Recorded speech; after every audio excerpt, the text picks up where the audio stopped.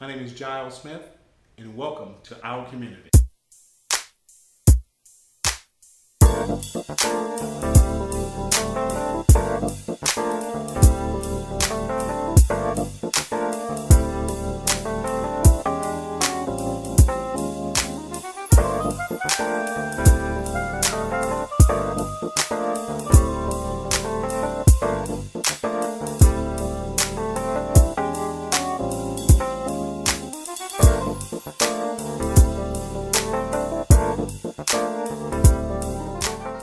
She's a reverend, good friend of mine who's been active in our community doing all sorts of things. And she and I both witnessed a few weeks ago, kids walking up and down Bear Valley protesting.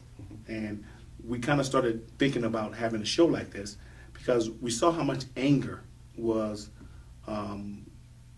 mustered up about the Trayvon Martin issue, and how much disdain, disgust, disenchantment. But we have other things, other ills in our society that are out there that people don't get nowhere near the energy about. The dropout rate, incarceration rate, absentee fathers. So we want to teenage pregnancy. Now I can march up and down the street all day about something like that, but we don't talk about that as a people. So this particular show is going to have a nice dialogue with my friends, so we can talk about this, get it out there, open, honest conversation. We may not agree on everything, we may disagree on some, but let's just talk about it and get it out. On my right, we have Jeffery Brown. He's an activist. If you want to call you an activist, because every time I talk to you, I want to get active. So that's why you're active to me. Talk about fatherhood in general, but then try to figure out, using the 5 why techniques, trying to drill down to the root causes. Why? And the first thing I want to talk about is, I think the first level of why, if you ask me, why is so many families without fathers? I personally think it's more like a person is basically not a servant. They don't wish to serve their children, serve their wives, serve their community. They wish to do what's good for me. Immediate gratification. I want a younger model. I've been with this lady for 20 years, and now let me change to get another younger model. Those are kind of the thought processes. So say you. What do you think? Well, I think you're right. I think there is a selfish part of it, a component to it. Both because of the way they were raised and what they viewed as what men should do and how men should act, and probably their friends, their close friends. But I think there's more to it than just that. I think there's a deeper reason why they don't feel they are obligated or connected to the family or connected to their wives. In many cases, I don't think they respect their wives, and the respect is very important when it's connected to a family environment, because children see or don't see that relationship between the husband and wife, or father and mother, even though they may not be married. There still can be a level of respect for her as a mother of that child, and I think oftentimes that is not a part of the family dynamic. I think before you can really tackle that question, you have to get to the root cause of the problem. You have to do the forensics of family. You become like the people you keep company with. And a lot of the behavior that is displayed in many households is learned behavior. And so if there were no role models, they're just emulating what they know or what they saw, and they assumed it was correct. And so they're acting out. You have a number of things that are playing out. You've got some unresolved issues that need to be tapped into that are now bleeding over into relationships, whether you are the wife or the husband. You need to deal with that stuff. It's like generational curses. If you don't lay the axe to the root, then that thing is given freedom to move and pass from generation to generation. Talk about our roots and our history. Clearly there is a disconnect, and from a spiritual standpoint, there are some things that need to be dealt with that the naked eye cannot see. And so because we don't delve that deep into the subject, we're trying to fix problems on the surface. And you've got to get to the heart of man. And until you can get to that place, we're going to have what we see playing out, cycles. cycles of broken homes, adultery, kids running astray, men going from pillar to pole, because no one is bold enough to say, this is enough. Let's lay the axe to the root of this thing, and let's call it out for what it really is. That is a big problem, not only in African American families, but families overall. There's some, we got too many secrets. In the professional world, we say there's an elephant in the room that we can't talk about. Well, in our family, we have too many secrets that we won't talk about. And those secrets is the lifeline for the next generation to make it.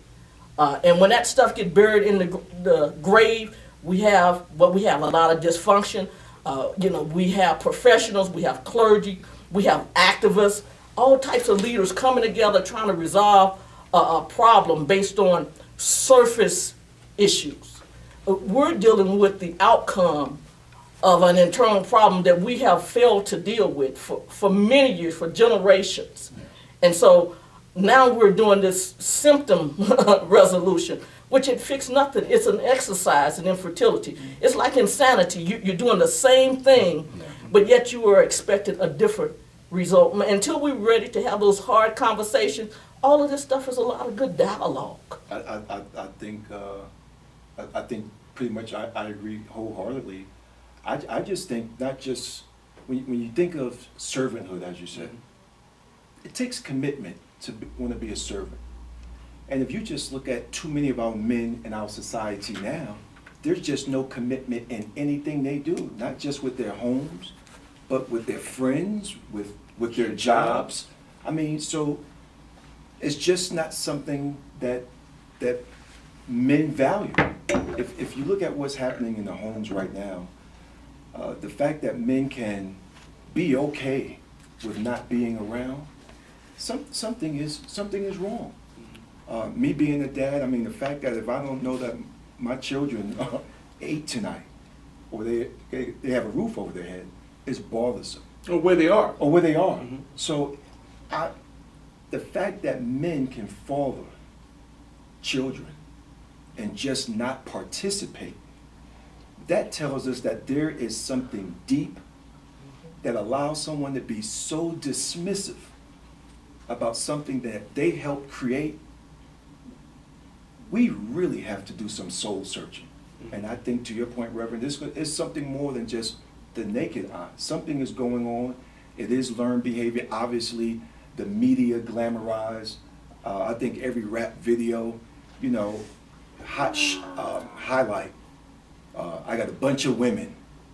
I think as soon as you make it in sports, you have the multiple women, and that's glamorized. So you mentioned a couple of players. Yeah. You just have a couple of players, sports figures, 8, 9, 10 children. So it's not even an economic factor. It's what's glamorized. It's what's in it for me.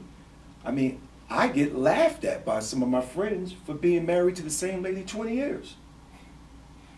I mean, it's almost like not laughed at, but it's like I should be in the Smithsonian Museum. What's wrong with because, yeah, exactly. You don't have any other baby with your wife? So I think something is wrong there, and we need these type of conversations to really try to communicate that it's okay for a man to be settled, and it goes back to you have to know when is your time. Too many men are making families when they're not ready for it. But not really men at that point. Well, right? they're not men. They're males. Yeah. We all have dreams. Dreams of becoming everything from a world-class athlete to a superhero. If you could receive one superpower right now, which would you choose? Would it be the ability to leap tall buildings in a single bound? Or to speak lyrics with the rhythm and force of a mighty locomotive? Or perhaps the power to audaciously lead the next generation of the free world into the next era? All these are the acts of mere mortals when compared with their most important task.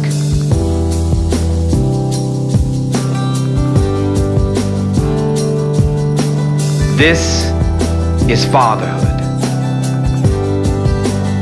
You don't have to be a father to champion fatherhood. Tell us what fatherhood means to you.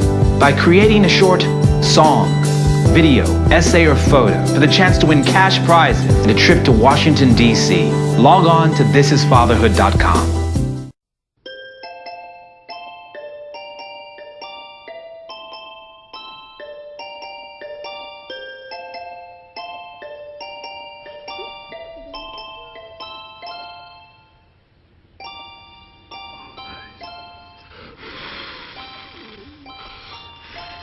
The smallest moments can have the biggest impact on a child's life. Take time to be a dad today. Call or visit fatherhood.gov to learn more. Oh, those boys are much too much. Those boys are much too much. We got the spirit. We're hot. We can't be stopped. We got the spirit. We're hot. We can't be stopped. We're going to beat them and bust them. Beat them. The smallest moments can have the biggest impact on a child's life. Let's get a little bit rowdy. R-O-W-D-Y. Take time to be a dad One more today. time. Oh, those boys are much too much. Those boys.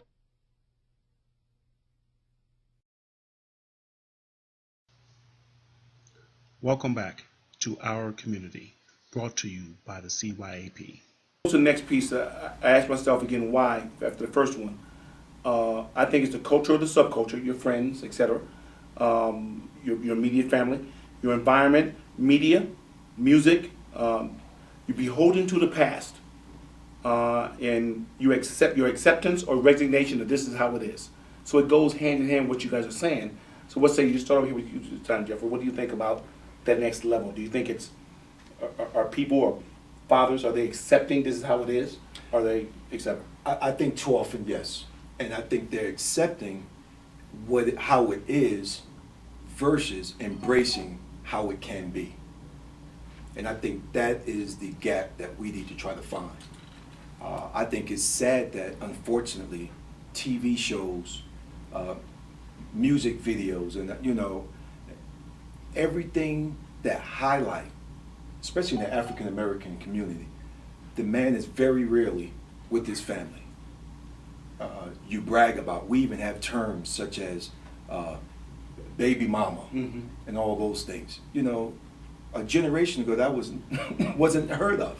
Okay. I believe it's a combination of all. I believe there is a beholding to the past for a number of different reasons, and probably with each individual is unique to their experience.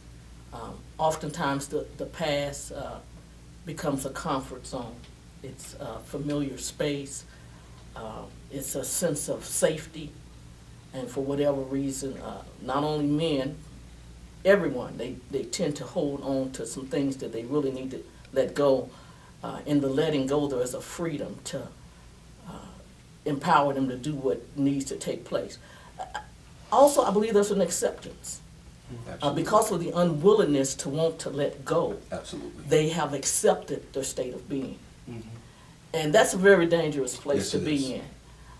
Because accepting where I'm at, in many ways says, I've given up. You've waved your white flag. In essence.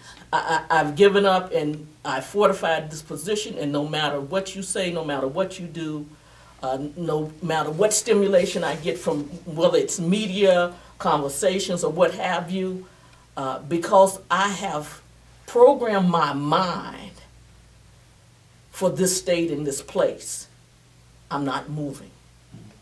And with that, it shuts everything Yes, down. it does. And when you shut it down, then what you see is what's playing out now. Because you got a lot of men and women that have accepted where they're at. This is as good as it gets. I'm not going any further. I'm here, and I've taken this position, and I'm going to die here unless something else changes. And oftentimes it's a death, and not always physical. One of the things that we don't do is we don't bring young people into these conversations like today. And I think that's a big mistake, because they do have a voice, and they do have thoughts, and they do have ideas, but we don't ask them. And so we don't know. We presume that they are, as you say, going to follow the crowd, going to assume that high school is as far as they can go, have all these negative attitudes about themselves. But I think unless you bring them in and start to really engage them, and do their own individual pathologies to find out what's going on in their lives, their anger, things that triggered their actions, then I don't know we'll ever have the information we need to develop the resources to use. I mean, that's just my thoughts. I mean, young people today, I don't think are asked the questions. Yeah, you know, With Mary. Why? Well, because he asked me, and I don't know if I'm ever going to find another guy to ask me, and he seems like a pretty good guy, and all these factors, these intangibles, were reasons they were going to marry. He'd ask the guy the same question. Well, why did you ask her to marry? Well, I've asked a couple of girls, and they said no, and she said yes, and so. But they didn't have any real foundation for their decision making other than, well, it seemed like a good idea. And when I was in the military, guys would marry girls before they went to boot camp because they wanted someone to write to from home. Many guys in my unit, we would talk about that. I said, well, I was getting ready to ship out, and we've been going together for 2 or 3 months, and so I asked her to marry me. So when you talk about marriage, and you talk about these kind of, how they connect, many times it's not what we think are the foundations for what would be a good relationship. Many times it's just circumstances they find themselves in. And so these young girls, and I can't speak for all of them, but I think these young girls are in a situation where, they're very popular, the guy's very popular, he's the captain of the football team, they're the head of the cheerleading team, so they get married, and then they're miserable. Yeah. He runs around on her, she runs around on him, they got kids. Yeah. So these dynamics we're talking about happen in different levels to our society. And so when we talk about women of color and their reasons for pregnancies, and I do think it has changed dramatically from what it used to be, but I think they probably, if you ask them, would say some of the similar things. Well, I'm just saying that sometimes when we look at these relationships, we don't understand, it doesn't make sense to us, what drives them to one another. Goes back to the father. But maybe the father doesn't give the girl, the kind of identity of a male that she should look for when she becomes of age. Issue right And there. that may be part of Let it. me read something that someone sent to me a long time ago, and I've kept it forever, which I do. I'm a pat rat. He said, here's to all the real men out there. Boys, play house. Men, build homes. Okay. Boys, shack up. Men, get married. Boys make babies. Men raise children. A boy won't raise his own children. A man will raise someone else's child. Boys invent excuses for failure. Men produce strategies for success. Boys look for somebody to take care of them. Men look for someone to take care of. Boys seek popularity. Men demand respect and know how to give it. And these kinds of things that over my course of time, I've remembered them, old sayings that people said that I just, somehow they have so much meaning, and where we are right now, something comes to mind that said if the mountain weren't rough, you couldn't climb it. Yeah. You couldn't climb it if it was smooth. So that's where we are. We're climbing a really tough mountain when we talk about our families and how we interact with our families and how men ought to connect with their children and how society has expectations of us and how we are forced into situations where we can't live up to those expectations because we can't find a job, so we don't feel like we're men because everyone else in society is considered a man and successful and prosperous if he can provide for his family. They've taken away our abilities to do that in many instances. And so I think that feeds into part of our hatred for ourselves as men. I agree. I think we have, if we're honest with ourselves, there's a part of us we actually hate because we can't do what everyone expects us to do in society. A fear of failure. And the fear of failure. Yes. That if we get a job, we're on the bubble always of not having a job, that we can't feel comfortable with it. If we have problems on our job, we have no one to talk to because other people don't identify with the problems we have. So I think that the pathology of our circumstance is this mountain. Welfare is a system, but it's also an industry. It's definitely industry. And there are more people making money at the top end of it than the ones at the bottom end of it. Yeah. Once again, it was well intended. So the fact that the women are the ones that are provided for by this system, when you take that and move up the chain to the top, there's a lot of money at the very top of it. Okay. Well, let's break this down some more then. Let's talk about the EBT cards. And all the jobs that are created because of it, and all the producers that produce the items that are purchased by these EBT cards, and all that. There's a huge industry It evolves I'm with around you. the bottom I'm with end you now, but of why the have people that EBT? How come you can do your EBT cards at the casino though? What's going on with that? Listen, I couldn't justify all the things they'll let you do with it, but understand it. It's industry driven, and there's a product, and there's a profit, and everybody a piece of the action. Yes. You know, so when you think about it, yes, at the bottom end, these women that have these children do these things that we think should be different, maybe. But if you walk your way back up the top and look at what's going on at the very top, it's a system not going in because there are people at the top making big money.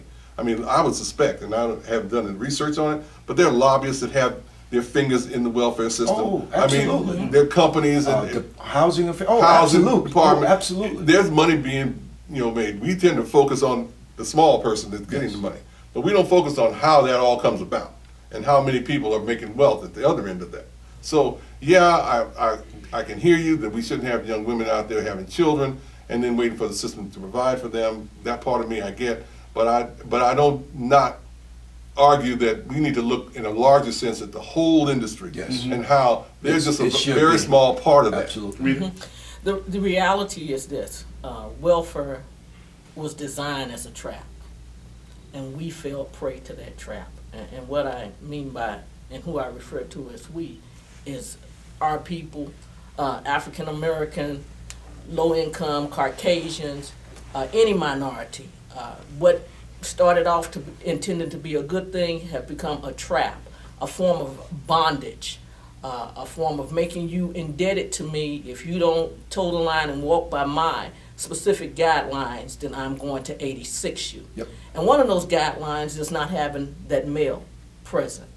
And so we have gotten comfortable to being given free money, free services, and not to say that some people are not genuinely in need of those services, because some are. Absolutely. But you have a big portion of individuals that are abusing the system. They have learned to work the system to their benefit. And they're allowed to abuse it. Yes, we talk about the welfare system being this industry with all of these different components, and at the top it being, top heavy because they follow the money, and you'll find the problem. The reality is this: until we're dealing with symptoms to a bigger problem. Until we take ownership. Thank you. We talked about it takes a village. We heard Jiles say about taking his young son fishing. What's the harm in taking his friend down the street? We have become so closed in and so locked in whatever our mode of operation is that most of us don't even know who our neighbors are, let alone trying to be effective or dismantling a system. We don't know who the person lives next door or across the street. And so for us to change anything, the change got to start first with us. I agree with that. We can talk about the welfare system. We can talk about, politics. We can talk about all of these things that have gone awry. But until we all put our hands on the table and come clean and say, you know what, I'm a part of this problem. Yes. And I realize that. And in order for anything to change, I can't talk about what you or anyone else is not doing if I'm not doing anything myself. The change must begin with me.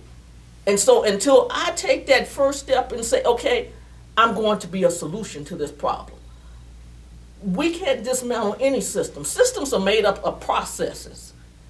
And when the processes break down, the systems break down. Yes. But we can't even deal with breaking down the processes because we are absent. You're talking about absentee fathers. In the African American community, we are absent.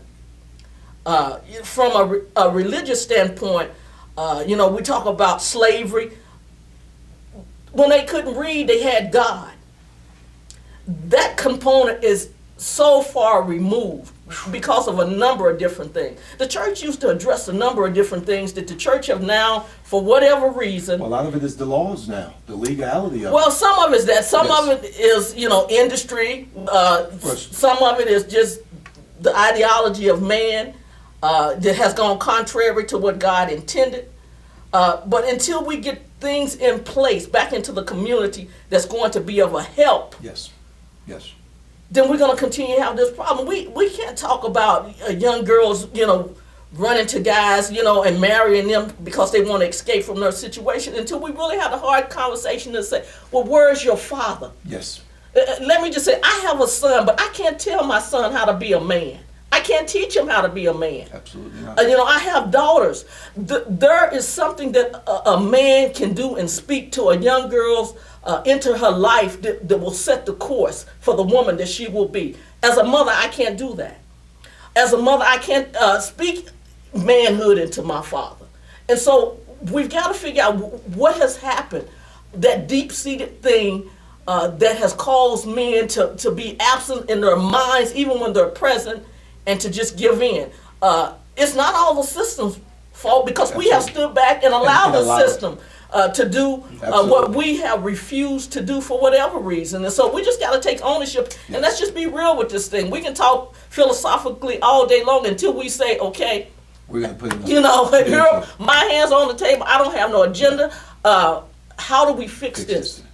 I want to be a part of the solution. I don't want to talk no more. Let's move forward with fixing it. I think we have that. Yes. I will say this: the facts are 20 times more likely houses without fathers, 20 times more likely to have behavioral issues, 9 times more likely to be drop out of high school, 10 times more likely to have chemical abuse, 9 times more likely to end up in state institutions, 20 times more likely to end up in prison, 10 times more likely to commit a rape, and 32 times more likely to run away from home.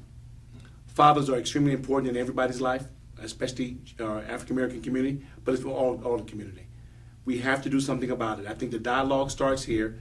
This is Gettysburg. This is where we should commit all our troops to fight the battle here. This ain't about run up and down the street about one small issue. It's a systemic problem, and this is Gettysburg. We get to fight the battle here. Yes. Thank you very much, community. And we'll have some second parts of this coming up. I think this dialogue is hot and heavy. So thank you very much. Thank you to our guests. See you next week.